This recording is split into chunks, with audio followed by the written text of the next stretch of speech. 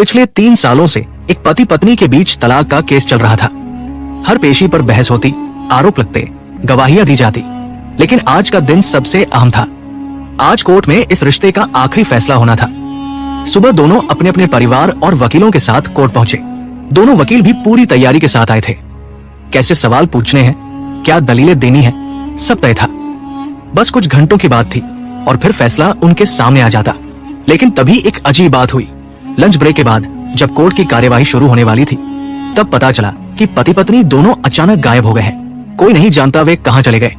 परिवार वाले घबरा गए, वकील परेशान हो गए, कोर्ट के अधिकारी भी हैरान थे। जिस जोड़े के रिश्ते का आज फैसला होना था, वे अचानक कहां और क्यों चले गए?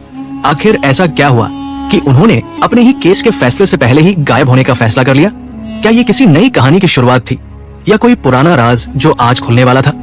इस कहानी की पूरी सच्चाई जानने के लिए वीडियो को अंत तक जरूर देखें, क्योंकि जो होने वाला है वो आपको चौंका देगा। दोस्तों, जयपुर के एक खुशहाल परिवार में आकाश नाम का एक लड़का रहता था। घर में मां पिता, बड़ा भाई, भाभी और एक छोटी बहन, यानी सब कुछ परफेक्ट था। कोई परेशानी नहीं, कोई कमी नहीं। आकाश खुद भी एक अच्छी कंपनी में काम करता था, इसलिए परिवार वालों ने उसके लिए एक अच्छी लड़की ढूंढनी शुरू कर दी। कुछ ही महीनों में उसकी शादी सुमन से तय हो गई। सुमन गांव की एक सीधी सादी लड़की थी, लेकिन संस्कारी और समझदार। शादी के बाद वो इस नए परिवार में पूरी तरह घुल मिल गई। आकाश और सुमन की जोड़ी बिल्कुल परफेक्ट लगती थी।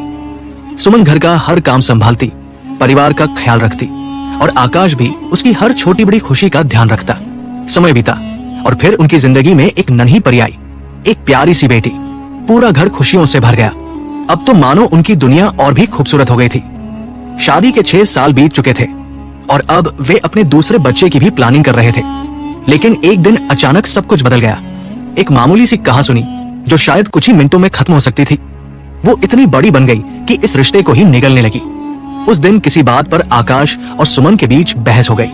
गुस्से में आकाश ने सुमन को 2 थप्पड़ मार दिए। पहले भी ऐसा कभी कभी होता था, लेकिन उस दिन कुछ अलग हो गया। सुमन चुप नहीं रही। गुस्से में उसने अपनी सैंडल उतारी और सीधे आकाश के सिर पर फेंक दी। बस यही पल सब कुछ बदल गया। आकाश को यकीन नहीं हुआ कि उसकी पत्नी ने ऐसा किया। उधर घर वालों के लिए ये किसी बड़े अपराध से कम नहीं था। बहू ने हमारे बेटे के सिर पर सैंडल मारी, ये तो बहुत गलत बात है। मान सम्मान की बातें होने लगी। फैसला लिया गया, सुमन को मायके भेज दिया जाएगा। सुमन के घर वालों को बुलाया गया और बिना उसकी कोई सफाई सुने उसे वापस उसके घर भेज दिया गया।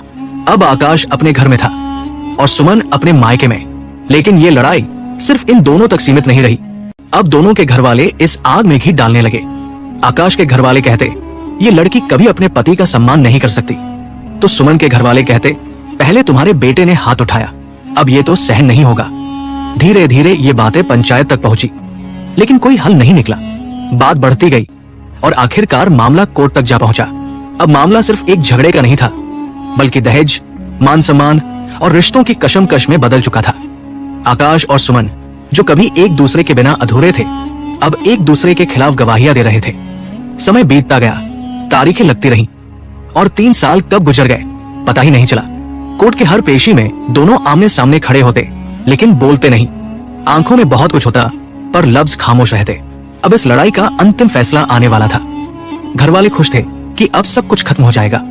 वकीलों ने हिसाब लगाया, आकाश हर महीने 6,000 रुपए गुजारा भत्ता देगा और 5 लाख रुपए तलाक के एवज में सुमन को मिलेंगे। ये बात सुनकर सुमन के घर वाले बहुत खुश थे और उधर आकाश के घर वाले भी राहत महसूस कर रहे थे। उन्हें लग रहा था कि अब इस औरत से पीछा छूट जाएगा तो अच्छा ही रहेगा। लेकिन आकाश और सुमन न तो खुश थे और न ही ज्यादा परेशान। वे बस चुपचाप बैठे सब कुछ देख रहे थे। घर वाले आपस में बातें कर रहे थे और तभी आकाश चुपचाप कोर्ट की कैंटीन में चला गया। वहां जाकर उसने अपने लिए चाय ऑर्डर की और सोचों में डूब गया। कुछ ही देर बाद सुमन भी अपने घर वालों से नजरें बचाकर उसी कैंटीन में आ गई। उसकी नजरें आकाश को तलाश रही थी। जैसे ही उसकी नजरें घूमी, उसने देखा कि आकाश एक टेबल पर अकेला बैठा हुआ है। सुमन बिना कुछ कहे उसकी सामने वाली टेबल पर जाकर बैठ गई। दोनों के बीच एक अजीब सी खामोशी थी, लेकिन मन में ढेर सारे सवाल उमड़ रहे थे। दोनों एक दूसरे से बात करना चाहते थे, लेकिन समझ नहीं आ रहा था कि शुरुआत कैसे करें। तभी आकाश ने चुप्पी तोड़ी, कैसे हो? सुमन ने हल्की सी मुस्कान के साथ जवाब दिया, ठीक हूं। आकाश ने फिर धीरे से पूछा, अब सिर का दर्द कैसा है? सुमन चौंक गई। उसे वो सारी बातें याद आ गई। जब शादी के बाद हर रात सिर दर्द होने पर आकाश उसके सिर की मालिश किया करता था। वो उन पलों को याद तो कर रही थी, लेकिन भावनाओं को छिपाने की कोशिश कर रही थी। उसने सामान्य सी आवाज में कहा, अब ठीक है, जब दर्द होता है तो दवाई ले लेती हूँ। सुमन ने भी एक सवाल किया, और तुम्हारे पैर की चोट कैसी है? आकाश को भी अपना एक्सीडेंट और वो दिन याद आ गया जब दर्द में कराहते हुए उसने रातें काटी थी और सुमन घंटों तक उसकी चोट की मालिश किया करती थी।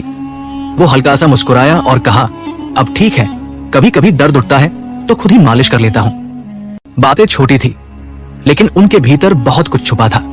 दोनों को एक दूसरे की फिक्र थी, लेकिन ये एहसास अब किसी काम का नहीं था। कुछ पलों के लिए खामोशी छा गई। फिर सुमन ने धीरे से कहा, अब तो सब ठीक हो जाएगा ना? तुम्हें अच्छा लगेगा। अब मैं तुम्हारी जिंदगी से पूरी तरह चली जाऊंगी।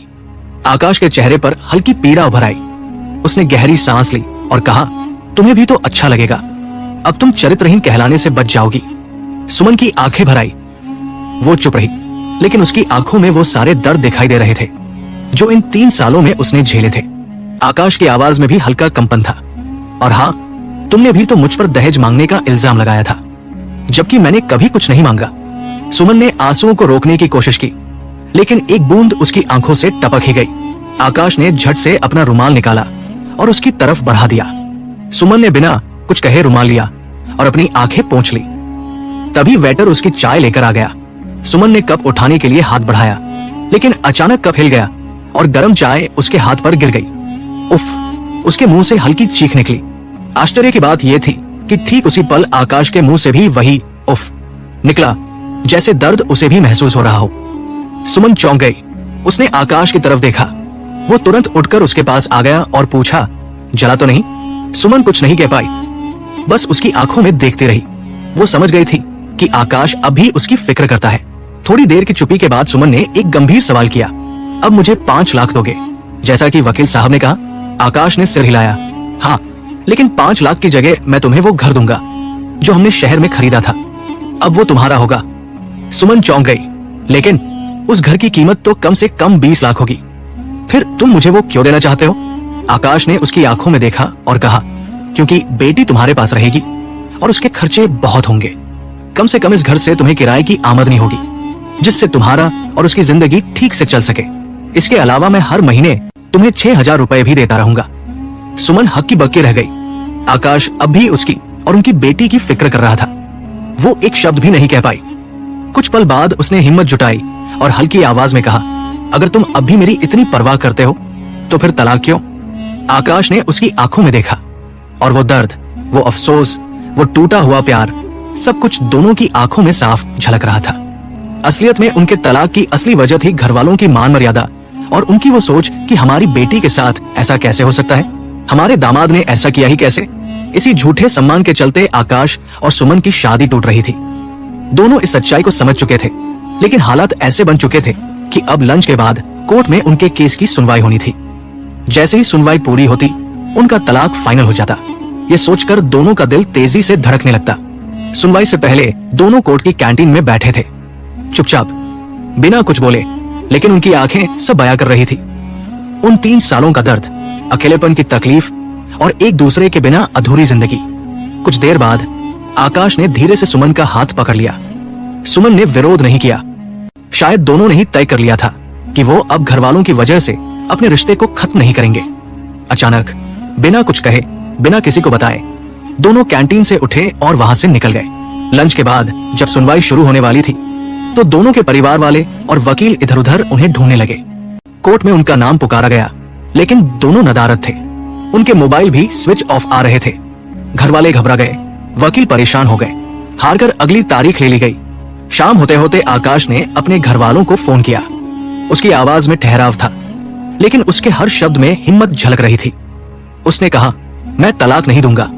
सुमन मेरे साथ है और हम अपनी जिंदगी अपने तरीके से जिएंगे। घर वालों की वजह से जो गलती करने जा रहे थे, अब हम उसे दोहराने नहीं देंगे। घर वालों को पहले तो गुस्सा आया, लेकिन जब आकाश ने उन्हें याद दिलाया कि ये उनकी जिद और झूठे सम्मान की लड़ाई थी, जिसने 2 लोगों की खुशियां छीन ली थी, तो उन्हें अपनी गलती का एहसास हुआ। उधर सुमन ने भी अपने घर पर फोन किया और साफ कह दिया, अब मुझे किसी सहारे की जरूरत नहीं है। आपने जो करना था वो कर दिया। अब मैं अपने फैसले खुद लूंगी।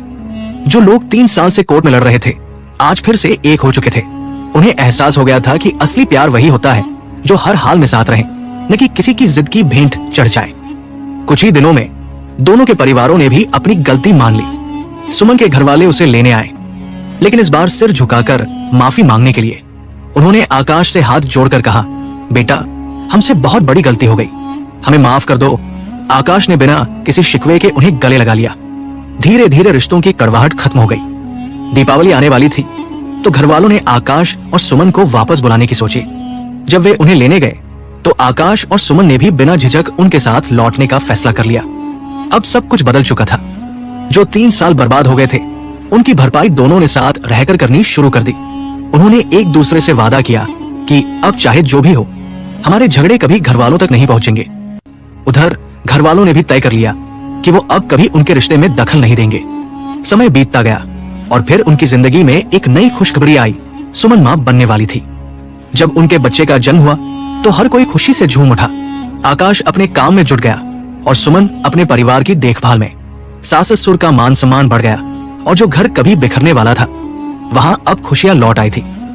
कभी कभी हमें ये समझने में बहुत देर हो जाती है कि रिश्ते अहम होते हैं, न कि समाज की सोच।